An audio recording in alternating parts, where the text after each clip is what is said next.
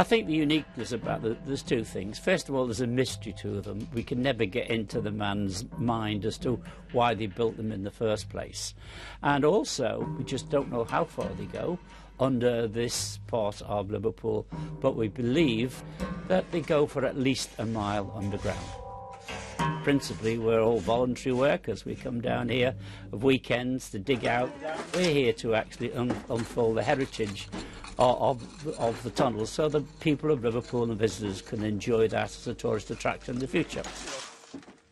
It's enjoyable work. It's only like doing a bit of gardening. So I thoroughly enjoy it, and it gets me away from the couch on a Sunday afternoon. We don't know the full extent of them because Williamson, as far as we know, left no plans and no information about who worked for him, how many. It may be all there somewhere in the records, but so far our researchers haven't been able to unearth anything that helps us to make sense of the man and what he did.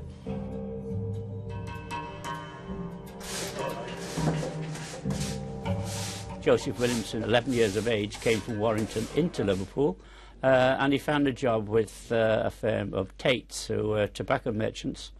He was very ambitious, worked his way up through the company, and was very successful. He married Tate's daughter, and became a very wealthy man indeed. Because he realised that there were hundreds, if not more than hundreds of men coming back from the Napoleonic Wars, destitute, desperately needing work. He was a philanthropist, but he was also a businessman. Therefore, when they came back, he said, right, I want you to go underground, I want you to dig tunnels. And once he built his houses and his nice gardens, he just had them carry on digging. This is all that's left now of Joseph Williamson's property. There's one remaining house. Originally, from the blue sign to the far end of the road, was all Joseph Williamson's mansion houses. This is the entrance to what they call nowadays the banqueting hall. And it's a massive tunnel that goes from here to the back of the house. And here we are, the banqueting hall. It's a really special place. I love coming down here.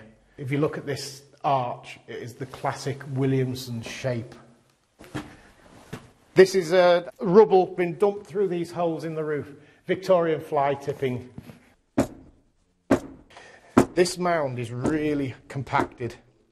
But it's a really exciting thought as to when this is eventually taken out, what is down underneath where we are now, what leads off in either direction. This is the rear of Joseph Williamson's property, but at the far end of the wall was what they called the Great Tunnel.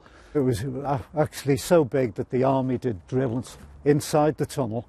Evidence of tunnels are underneath to the pub.